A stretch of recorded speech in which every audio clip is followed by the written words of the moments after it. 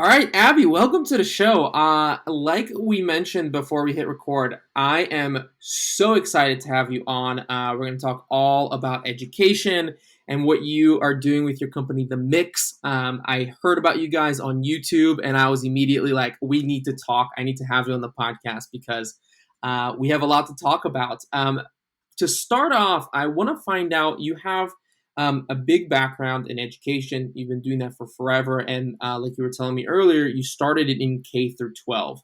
And I'm just really interested in, to start off, what made you want to tackle changing higher education? Because I feel like this is something that a lot of people have said, like, hey, somebody should really work on this and like change the way that it works because it doesn't seem to be working. But it's such a big challenge that, nobody wants to raise their hand and be the person to do it. So what made you want to, do this after your experience with K through 12? That is a really good question. And sometimes I question it myself because it is the ultimate challenge. We know that the system in the United States is failing the majority of students walking in. And why from K-12, so most of my career was in K-12, and I'm an educator, a researcher, and really also a futurist, which is a really unique background for educators. Educators usually study the past to inform the now. I always look for future bound to inform the now. And I have a unique perspective. I do believe that the future is going to look very different than today, and it's happening really fast. The fact of the matter is that the class of 2020 will have 11 distinct jobs by the time they're 50 years old. That You is mean in the time that they're going to have in their career, they're going to have 11 different jobs? by the time they're 50, half of which Mm-hmm. do not exist most likely today. So the whole concept of front loading education is really what inspired me. So front loading education is the idea that you do school, school, school, school, and then you're set for life, right? Learning all happens in these first years, and then you don't need any learning because you've invested $200,000 or so, and you have every skill that you need. And that narrative is flawed in so many ways, but I would say it's really criminal because we know the future economy and the future work is not going to work like that. So to tell students that they should go all in and one, make decisions that, as you and I talked about previously, they're not prepared to. I'm an expert on K-12. I've built K-12 schools around the world. There is nothing about a K-12 education that gives you any information to even know what to major in. None, zero. Mm-hmm. So I left K-12 and started a think tank on really studying what is the ROI? What's the return on investment on higher education? And where are the gaps between life and schooling? And that led me really to focusing on higher education because unless higher education changes, K-12 can't change because that feeds into this system and it's one big conveyor belt. So how is K-12 valued? By what colleges kids get into. Without changing the college system, we cannot change the K-12. So I had to leave K-12, which is truly my home. I loved working at that age, but this is the place where we cannot let Gen Z follow in the same steps of the millennial generation. The millennial generation is the most shackled, the most disenfranchised and unserved by higher education than any generation previously. And we know that they are paying the ultimate price. They have degrees that cost more than their market value. They're questioning this system that has shackled them and they have no job prospects. We can't continue this.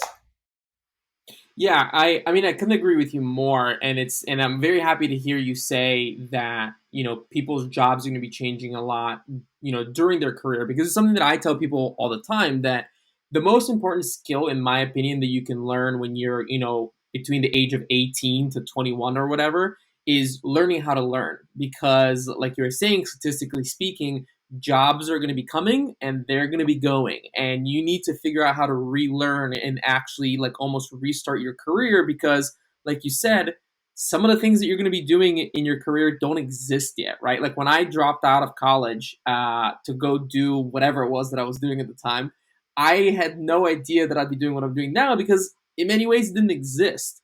And I mean, I always think about this with my wife, and I went to the same college, and I dropped out. She continued. She's a better student than I am, and she finished school. But one of the things was I was already starting to work online and had some social media experience, and she was taking a social media marketing course. And she said that her professor was in her late 60s, did Mhm. not have social media, was not a social media user, and was just basically reading things out of a textbook. And this class probably cost thousands of dollars for her. And to me, I really think that colleges today are not in any way connected with like what the reality of business looks like today and moving forward. We know that you're 100% correct on that. So 89% of hiring managers do not believe that any of their college graduate hires are work ready. It takes them 18 months to unlock that potential. So let's go back a little in history to unpack why that is. So the college institutions were never created to make you job ready. That was not their purpose. That's not their mandate. If you look at their mission statements, there's none that says we exist to get you to your next place. That's not their goal. That's not their mission. That said, that's what the consumer is looking for. That's what the parent's looking for. And we have a real disconnect between the exit, the employer, and the consumer. 92% of people, when polled, why do you go to college to get a job? Okay, that's the majority. But colleges are not set up to get you a job, nor do they speak to the future. And there are many jobs that would be better served, taught in a different way. For example, why I'm so passionate about remote life and remote schooling is not only do I think it's an option that's exciting and can bring down costs and can allow you to see the world and all those things, it's actually, educationally speaking, a better choice. There is nothing. So in college, you spend tens of thousands of dollars for 8% curated time. 8% of your college time is spent in the classroom. So you're spending tens of thousands of dollars or 8% of curated intentional content, that which is produced and expressed to you by a methodology that we know has no link to how people learn. Professor gets up, they lecture, you go back to your dorm room, you do the problem sets, you come back, you lecture, there's a test, there's a paper. You will recall 20 years after graduation of all that content, less than single digits, more like 2% of that content. We know that graduates who graduate from college, 73% of them never use their degree of study. The 92% that is on the table is actually what matters. So when you talk about what matters about higher ed, what is the thing that really is a return on investment, which I studied? And this is hard for me to say because I'm an educator. I write content. I create content. Content doesn't matter at all. It's truly networks, access, incubating amongst peers, living on your own, finding your purpose. The college experience is truly the most important piece of the higher education. And it's hard to say out loud, right? As educators, we feel like we are, the sage on the stage. We have knowledge, we give it to you, you have to write it down, but now you can Google that. Okay. And content with online has become almost free. And now you don't have to go to your community college, but you can be taught from the best in the business, the actual masters of it. Let's talk about social media for a second, because that one's really interesting. Very much a rising job, lots of demand for it. When we talk to social media hiring managers, people who are looking for social media, do they care about a college degree? They want to see your content. They want to see your followers. All of that matters. So at The Myx, we have about a good handful of students actually taking social media and living with us. So these students, what we've done is we've worked with them and curated the best of the best in social media skills through online ed. So students at The Myx are taking not only the class from Northwestern on social media, the Wharton class on social media, the best of marketing out there. They're also getting the Facebook certification. Who are we to say that who knows more about social media than Facebook? In addition, some of our students are taking classes from the University of Sydney on social media ethics. Shockingly, or not shockingly, we couldn't find a course on social media ethics in the United States. We had to go internationally. So when students say, what's the best university for me? We've got to stop that. All of them. We are at a totally new age of education. You do not need the traditional requirements, 4 years, which really on average takes 6 years. of all this content when we know that you can curate from the best of the world, create personalized learning lists, which, by the way, can include YouTube and videos that are free. Content is exploding, and real masters and experts in the field are uploading their thoughts and knowledge, and you should leverage that. Make the content near to nothing and put your money where it matters, which is the experience. We know that people don't learn through lectures. So at The Myx, what is essential to our secret and how we are revolutionizing education is saying what no one will say out loud. Content doesn't matter. You can get your content anywhere. But how you apply it and having real world opportunities to live and see the real world, because how people learn is not passive. It is through action. If you look at the history of education, apprenticeships have the number one outcomes. So we need to move education to what we know about the cognitive sciences and embrace and say out loud, which is scary to institutions, the experience really matters. And Greek life is not a solution. That is not enough. We should be on college campuses getting students out in the field. And that's what The Myx is all about.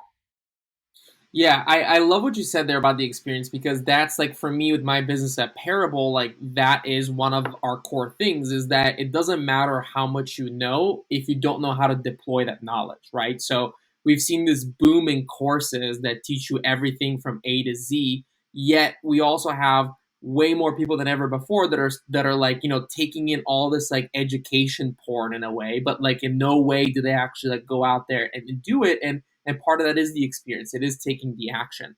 Um, and I totally agree with you that so much of the education now about so many of these topics are online. They're on YouTube. They're on Google.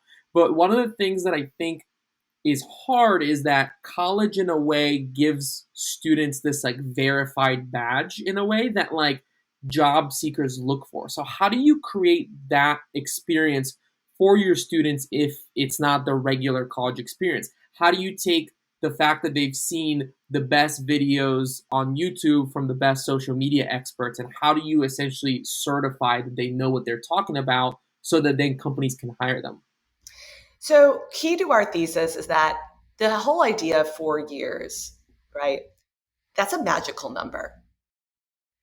Let's just, if I said to you, Miko, that I could give you a hair product that can make your hair grow, also shorten itself, get curly, straight, frizzy, whatever it is, it's the same price and it only takes 2 drops, no matter what the outcome you're looking for. You say that is the most absurd thing I've ever heard. But yet, if I tell you that I have an institution that can make you a doctor, a physicist, an actor, a writer, a historian, and it takes 4 years, no matter what you want to do, and the price is the same, even though you, actor, have 1/20th of the earning potential of the person to your left. And you will be in debt from this experience, but this is the only way it can be done. It is absurd. So what we at The Myx say is education needs to reflect the actual outcomes at the other side. Students need to know what they're getting and what's at the other end. And that in the middle will, what it takes to get there will be individually different for different outcomes. I mean, that's just the way life is. We need to bring that to education. So at The Myx, some students will be doing a degree program. For example, one of our students wants to be a nurse. You need a degree at this point in time. Now, things are changing rapidly, so I do want to put an asterisk on that. You need a degree to become a traveling nurse. That's what she wants to do.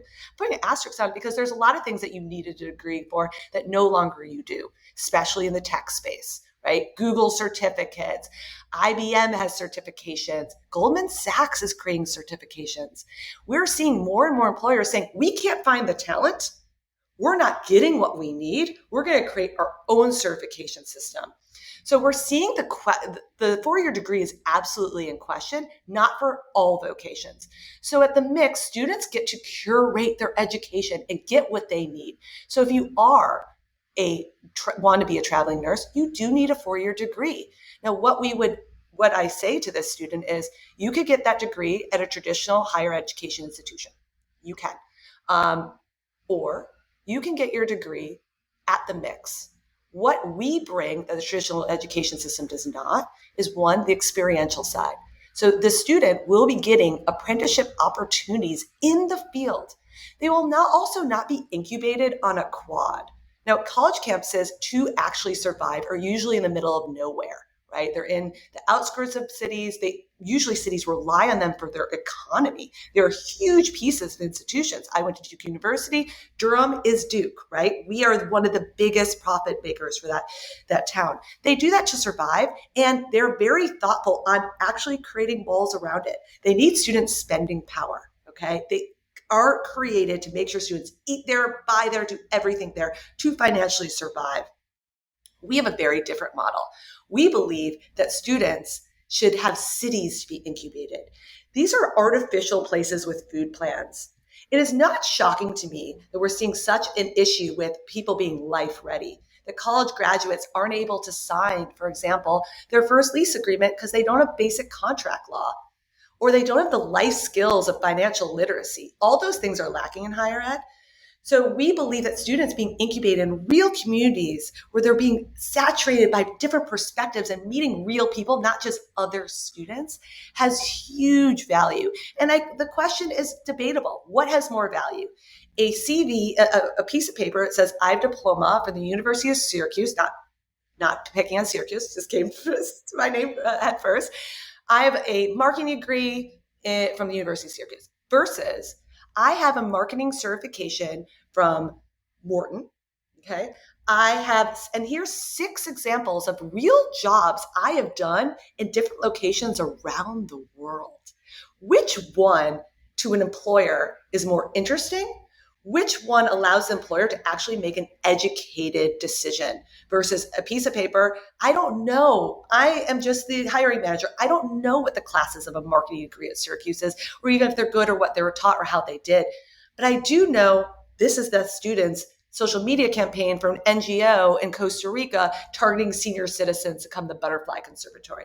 And I can look at their work and have an educated decision. And we think this has incredible value. The 4-year degree is in question. We're not the only ones. MIT, Harvard launching the micro degree, Australia going completely into stackable credentials, ASU very much going to stackable credentials way. We are seeing universities. We are not the only ones knowing it's broken. They're very aware.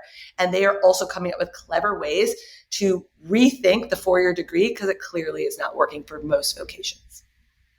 So tell me more about the Myx, because we've sort of talked about it, but we haven't necessarily addressed exactly what it is. And also, in if you can also address why it is, and you've kind of touched on it already, but why is it that you're going in such a global direction with it? Because I saw a 3-year plan on your guys' website about wanting to have such a whole bunch of locations that students can go choose to learn at, which to me, I kind of wish I was in high school again and I could go be part of the Myx.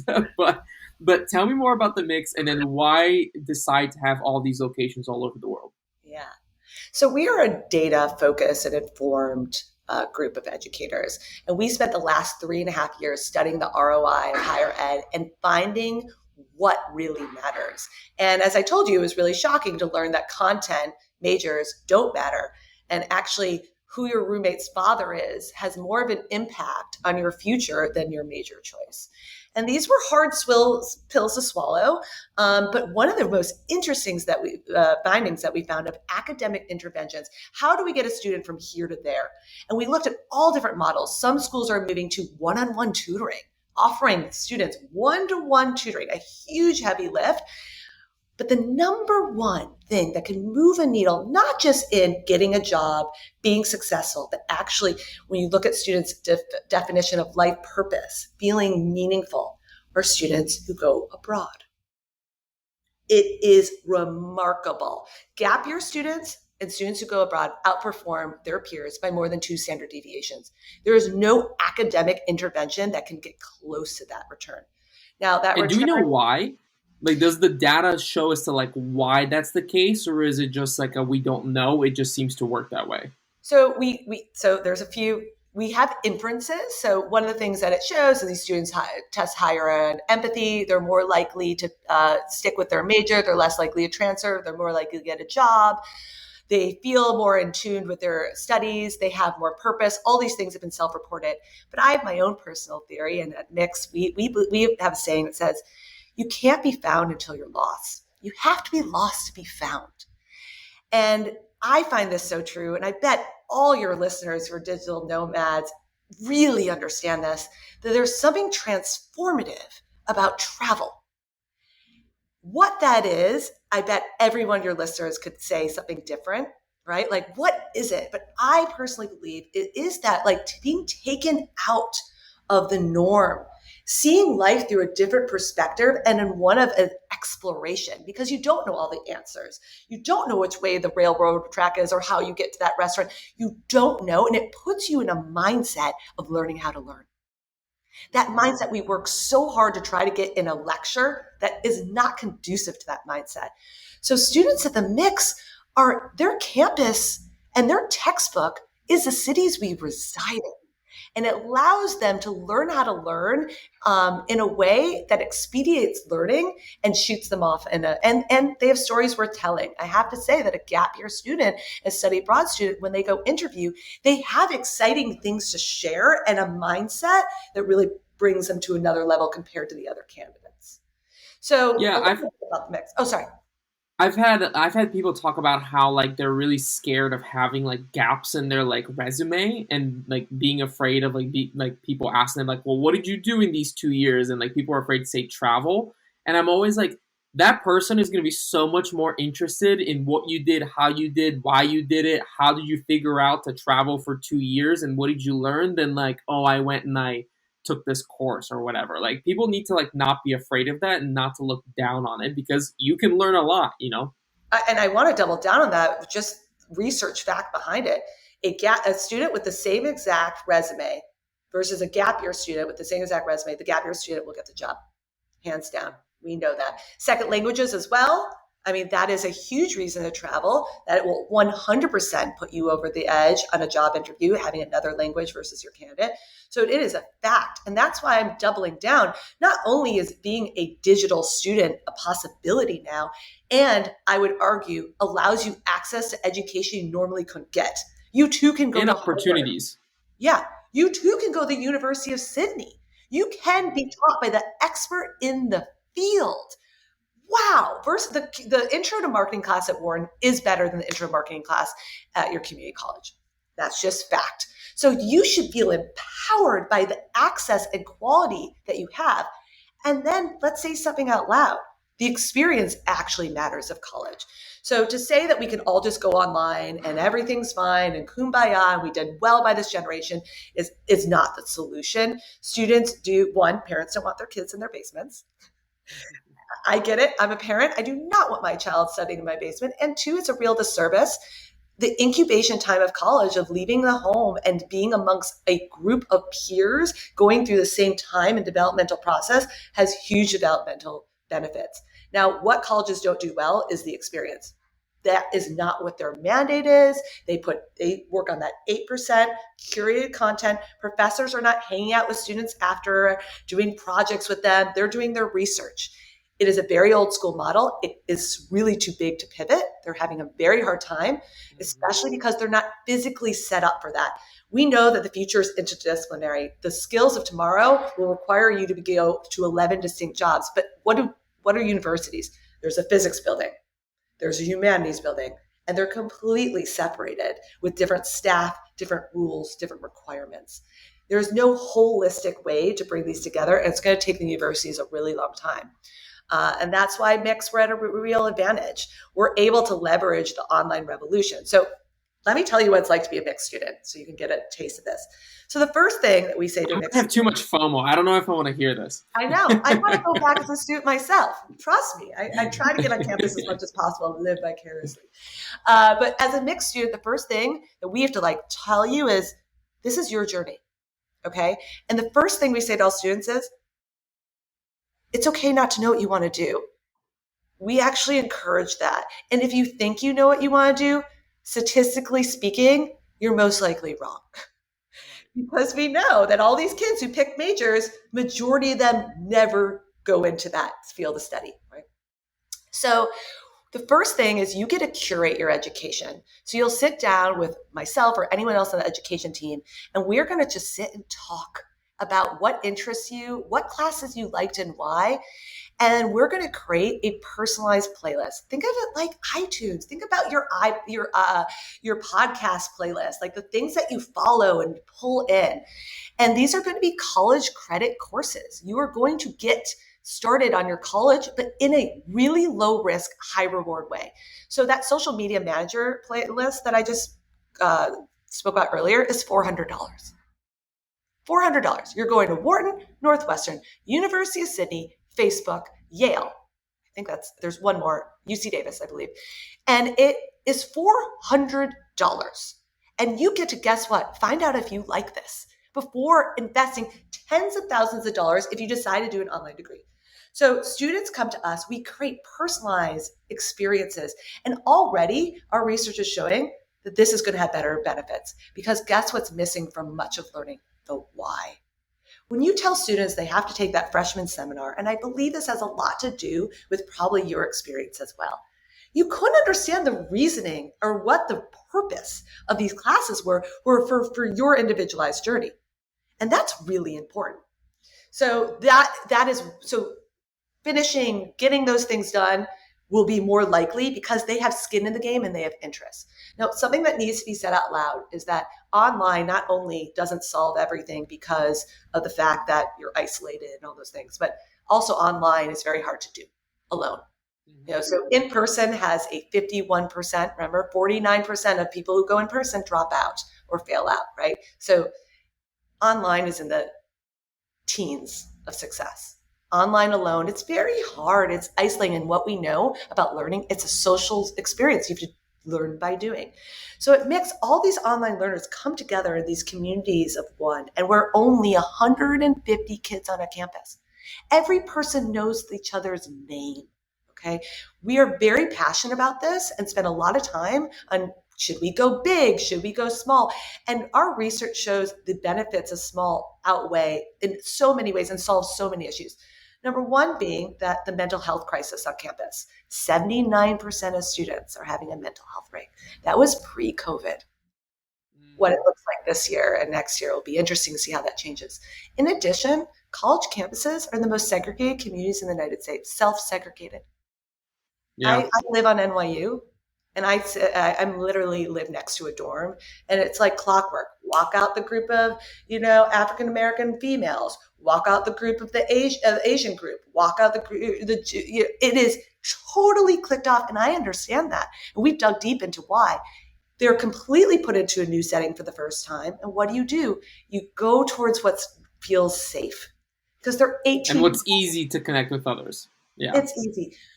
When you get to one, that happens whenever there is a group of people over, it's about 150. It's called Dunbar's ratio.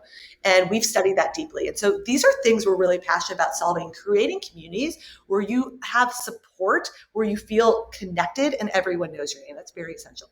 So then on site, all the students, what we do is we do what colleges don't do well. Okay. The number one thing is actual best practice in learning. So every student at the Myx is doing online learning, but they are doing a project with a learning mentor in the field, in real world, where they have to apply their learning. Because learning in isolation means nothing. You regurgitate, you take the test. 2 weeks later, statistically speaking, 2 weeks later after you take that test, 70% of that content is gone. Gone. All that, gone. All that class, all that money, tens of thousands, gone. So what we do is we take that learning and we apply it immediately, not only so students can master it and actually take that learning and have it for real life, but two, to see if they like it, try it on. What is a space in tech? And do I like the culture of tech? Because the real issue is most students come sophomore year, come to a point where they decide they hate their major. Okay, from our interviews. And when we say, so are you going to switch majors? Oh, no, it's too late. Sunken cost fallacy is You're too far along, yeah. Too far along. I would have to spend more money. I don't have the money or the time. Too far along, I'll just continue going. And that's so depressing to me to hear. And we have to create flexible ecosystems that allow students to make informed choices and try things on. So every student is doing an in-person project. And every Wednesday at the Myx is PBL days, which is project-based learning.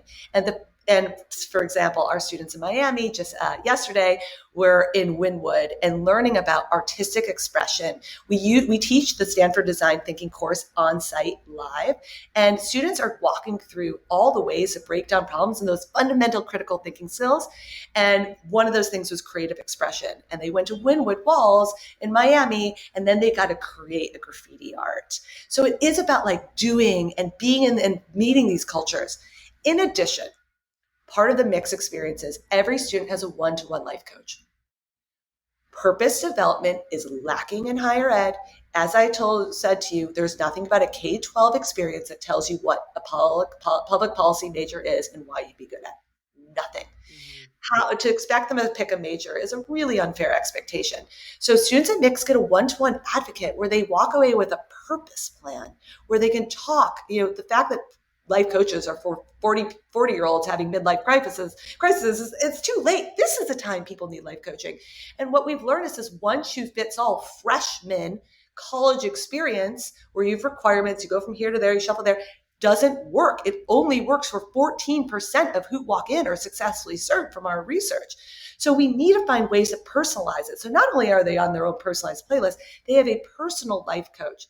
Then we're really also very passionate about the gaps between real life and schooling and all the things that are essential but never taught. So on site, the students have a #adulting course where they learn literacy, financial literacy, basic contract law, so they can sign that lease agreement, taxes, insurance, how to change a tire, how to cook, how to use technology resources to organize your life. All these things we teach through experiential ed, doing projects with the students. And they all live in vibing communities. Our campuses are in the middle of like Miami, where our campus is a lot of housing. We have a pool. Like it's campus life remixed. So that's why we're called Myx, by the way. We have taken the best of research, the best of higher ed, and we've remixed it to bring down costs and allow students to experience their education. And part of that is traveling and getting lost, and each semester being in a new place to do new projects and finding your voice. So people might be thinking, like right now, this all sounds great. And I mean, like I'm saying, if I was in high school right now and I'm hearing this, I would definitely want to go do the Myx. But one of the issues I think is that the system is kind of set up to like feed itself in a way where I'm immediately thinking, I come from, an immigrant background, and my immediate thought is, how do I pay for this, right? Like I had to go out there and take loans. And if I were to go and say, hey, I'm going to this school that's kind of a different, the loan system I feel like is set up for the regular, like a higher education. Like a bank will give a stamp on, a regular college, no questions asked, doesn't matter how many, how expensive it is, et cetera, et cetera. How are people funding this as students, and can you still take out loans in order to come and then be a mixed student? Yeah, you really, that's a really good question. And you've hit it on the nail.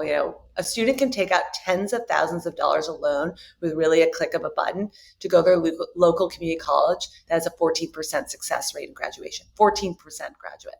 Or hundreds of thousands of dollars at a larger college with no idea of what you're going to do next. Yeah. Right. So, of that 49% that never graduate, 70% of them walk away with debt, right? No college degree. I'm one of them. Yeah. So one way, there's two different ways to answer this question. One, you can take out loans. You could always take out personal loans, but we also are very passionate about income share agreements. We bet on our students. We believe our students will outperform Harvard, Yale, Princeton, because our students are getting the credentials, check, right? But also getting the life experience and the experience to do the job and hit the ground running. We believe our model will create better employable students. So we do bet on our students. So a student can come depending on their the course they're making, and they can come for free, and then they pay us after they're getting their job, after they have money, after they've been. And is that a percentage, or does it like start afterwards? It starts like a percentage of their only till they're making a certain amount of money. I think it depends on the vocation they've chosen, but it is so that, and if they never get a job, they never have to pay, type of thing. So we're taking a bet on these students. We're also really passionate about. So ISAs is another way that educators are making money. We are not making money off of our ISAs. We believe content should be What are free. ISAs? So income share agreements. A lot of schools are Oh, moving to okay. this model, but it's a way to actually grab revenue because you charge crazy interest. We are not doing that. We're really passionate about that. We believe the experiential side is the most important. So content to us is something we never want to make a lot of money off of. That is not what we do. But I would challenge one, not every job requires a 4-year degree. Okay. Hmm. And at Myx, you can go as fast as you want. So by going online, you're able to move faster and save money in regards to time. Okay. You will need less semesters, things like that. The average stay at Myx is about 3 semesters. So, and our costs, our tuition, which really covers room and board, all the experiential piece, the life coaching, the adulting courses, the going and experience your education, living in these vibing communities with faculty who know your name. Every Thursday we have dinner together. It is truly about community and networking and access. We know that's what matters. These friendships matter just as much as their degree. So our costs, our tuition is about $8,000. Now, room and board a Is that per semester, semester per or? semester, per semester. So at a 4-year institution, room and board is about $7,500 on top of tuition. What do you get? A room in a big building with maybe cinder blocks with your bed on it. Like, what value are you getting in the middle of Mhm. a college town, right? In this artificial place that's supposed to launch you into the real world. You At know, I Mix, always say I had after I dropped out was really when I first, for the first time, I looked at like what I was paying and what I was paying for because before that it was like I'm going to college, it's going to be great, everything's going to turn out awesome, and I remember seeing a bill on there that was $1,800 for the ability to have meal plan. So that wasn't $1,800 going for me to be spending on food. It was for the ability for me to have meal plan, which was a plastic card, right? And to me, that was just one of the biggest like, who thought this was okay or who made this legal? yeah, and they've really gotten away with criminal activity. One, they require it. Now, the model of higher education is broken for the student, but for most institutions, it's broken as well. We will see a huge collapse and acquisition and just a constriction in the education market. Basic supply and demand. We have more colleges than students. People are having less children. Why do we have so many colleges? Because it was a moneymaker for a really long time. And they have a captive audience. And as I said, they do whatever they can to keep you because they need your spending dollars to really make ends meet. The model, the physical asset model of the campus is absolutely an obsolete and non-functioning model unless you are one of the big schools with these huge endowments. But How still, do like, you how do you talk to the parents, because I think that that's one of the big hurdles as well, is like it's one thing to I think convince the students, who I think are going to be far more open to this messaging. They kind of see the writing on the wall, in their gut they know what's happening, and they're also far more likely to want to do this experience. But I think, in from my personal experience, not necessarily my parents, because my parents, I'm somehow a freak of nature and I have very supportive parents who are like, yeah, like that's fine, like we understand. But it was interesting seeing the rest of the adults in my life kind of essentially saying like, this is not a good decision. You're going to regret dropping out of college. You need a degree. Why don't you just go in there and kind of like struggle through it and get the degree, and so on and so forth. And I feel like that might be one of the big hurdles as well. So what do you say to parents, or what would you tell a kid, a high school kid who's listening right now? What would you tell them to tell their parents, in terms of letting them go through something like this instead of a 4-year degree? yeah.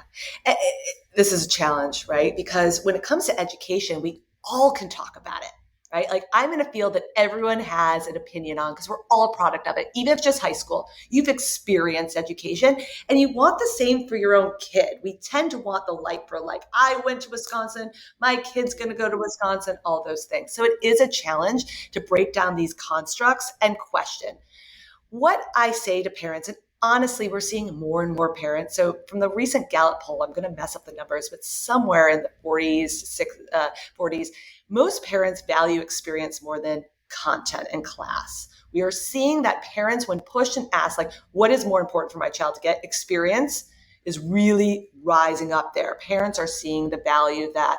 And what we're also seeing is that millennials are the next parents of the incoming freshmen in college. And they are very disenfranchised, very much questioning it. But here's what my advice would be to a student who wants to bring this to their parents. College works for some, just not the majority. And unfortunately, we've been fed a narrative of this is the only way and this is the only path. That is no longer the case. So I root myself in numbers. I'm a numbers person. So I would say this to a parent. Only 14% are successfully served. And you could probably guess where those 14% went. The top 60 schools, if you get into them, you should go. I'm the first to tell you, it has network. The experience side is why, not content. Remember, I think you can get great content from anywhere. But the experience side of the networks and access you will gain from that is worth its value.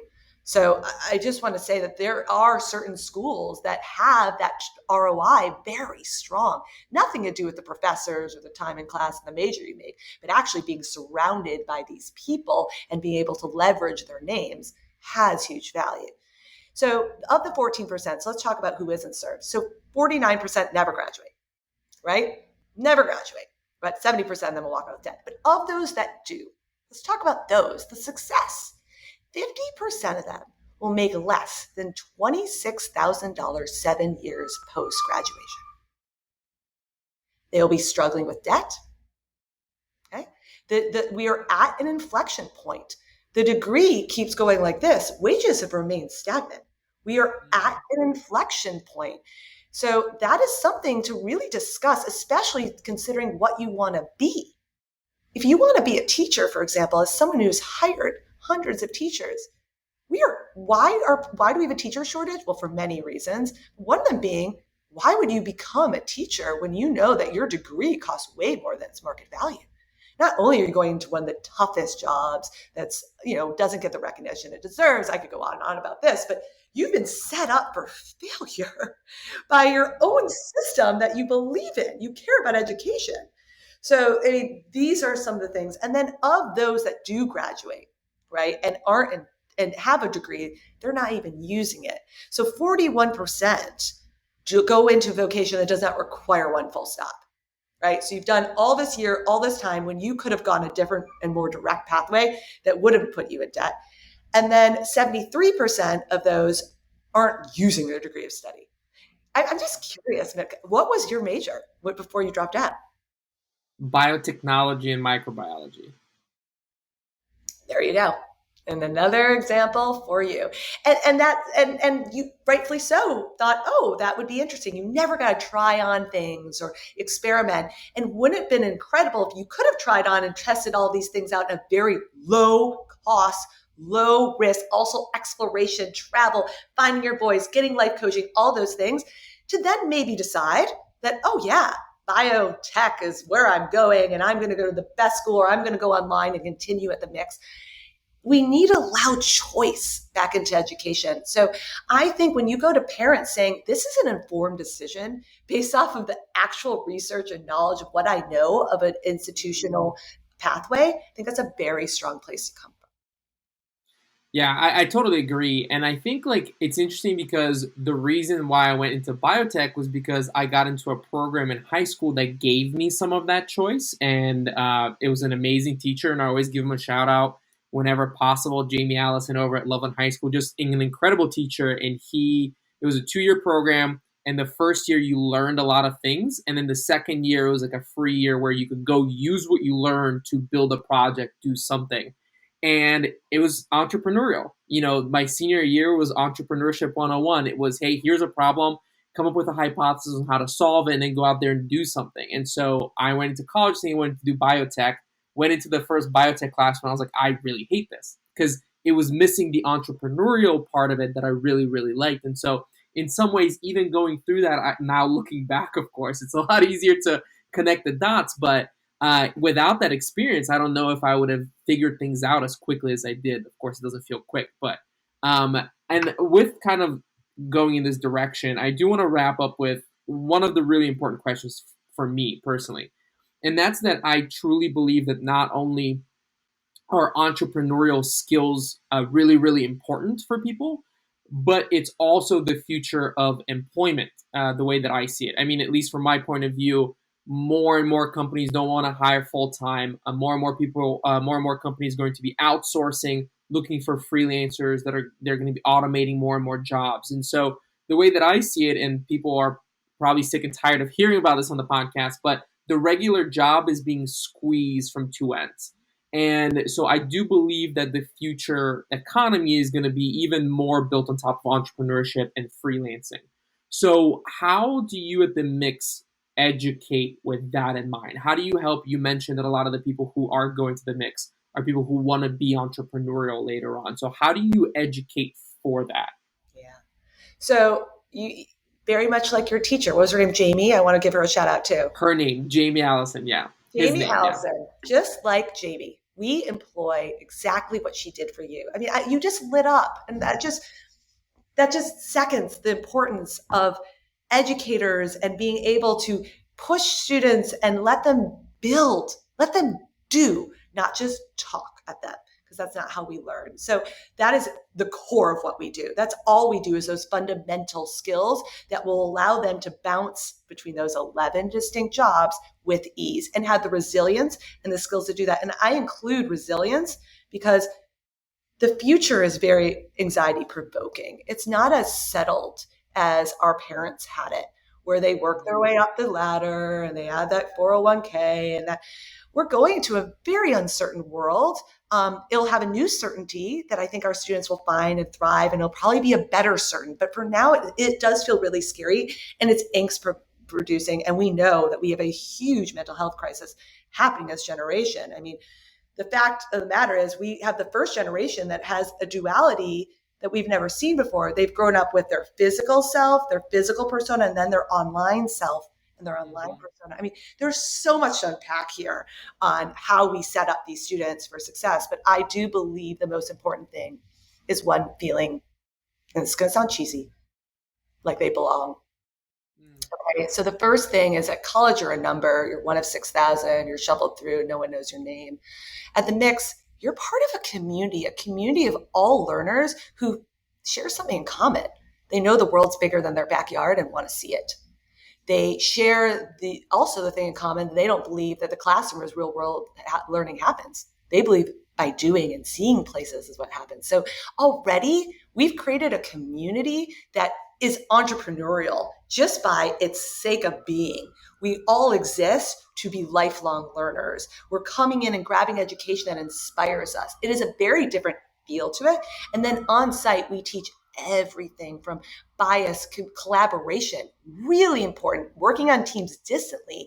Our students already, because they're distant learners, have to learn how to organize their calendar, set KPIs for themselves, and all this is done with our mentorship. So our teachers on the ground are not physics teachers. Nope, they're not English teachers. Their teachers they're learning experts. We don't teach, we do learning at the Myx. So while a student might be stuck on a physics problem, and as you said, learning how to learn is the most important thing, because the jobs, you're right, aren't so clear. They're going to require you to wear multiple hats, to pivot, to be able to take something, transfer knowledge from one field to the next field. All these things will be required. So our students get that opportunity to learn those skills through actually the learning arena. So while every student is online doing their own thing, at the learning arena, they have to come in person and talk about their learning, debate it with friends to make it come alive. So our students already have an advantage. They know what it's like to work distantly. They know how to juggle their own calendars, set their own KPIs, stay in a work base without a syllabus of a teacher and showing up every day into some lecture hall.